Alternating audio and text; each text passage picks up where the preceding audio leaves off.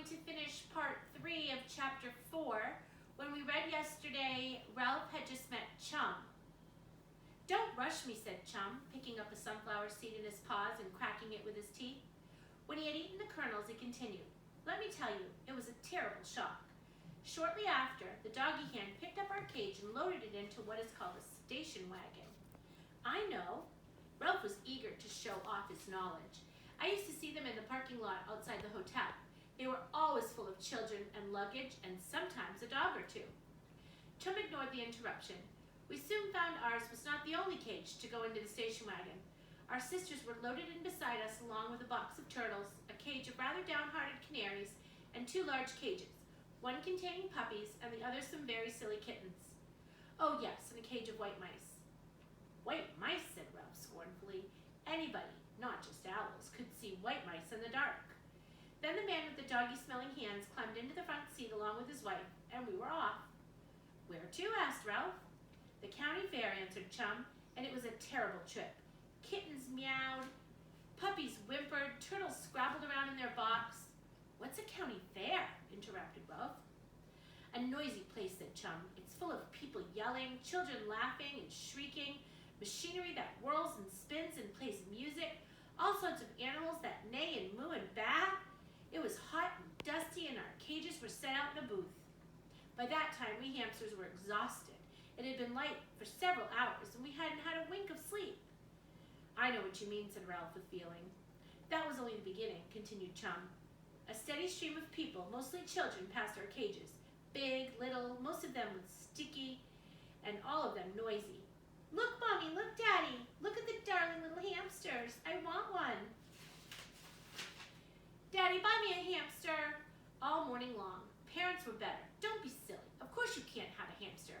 You didn't take care of the last hamster you had. Come along. We don't have time to look at hamsters.'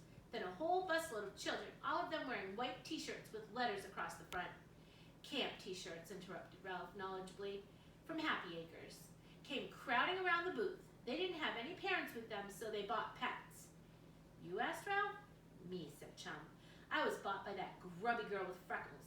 To make a long story short, the doggy hand stuffed me into a hot little cardboard box with a few so-called air holes poked into it, and I spent the rest of the day being jounced around, peeked at, and fed bits of caramel corn." "Sounds good to me," said Ralph. "Maybe to a mouse." There was a touch of scorn in Chum's voice. "We rode in a bus to this camp where a counselor put together a makeshift cage out of a bucket with a piece of screen bent over the top. After a few days, the girl's family arrived. There was quite a fuss when the parents saw that their daughter owned a hamster, but her 2 little brothers set up such a howl that once more I was stuffed into a box with so-called air holes, and after more bouncing and jouncing, I arrived at the family's house, where I was put into this cage where I have lived ever since. Poked at with pencils whenever the children's horrid little friends came over to play, fed hamster food full of nasty little alfalfa pellets that I keep shoving out of my cage. You think they would catch on after a while, but nope, they just keep on feeding me food mixed with alfalfa pellets. The worst part of my life is that I never fully get a day's sleep. Someone's always moving the cage to dust, rattling something against the bars, running the vacuum cleaner, practicing violin lessons. It's not an easy life, let me tell you." "But how did you get back to camp?" Ralph wanted to know.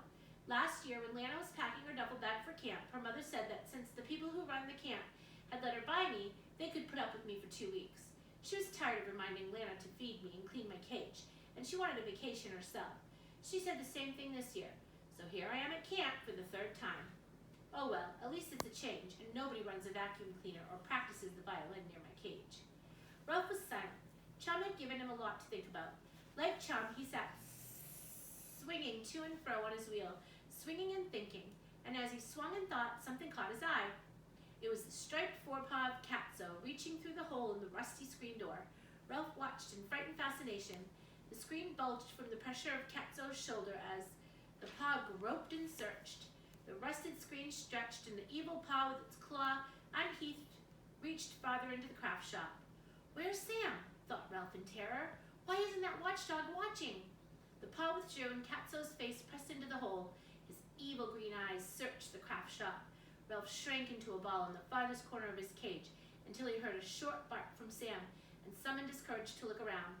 Catso was gone, but the hole tomorrow is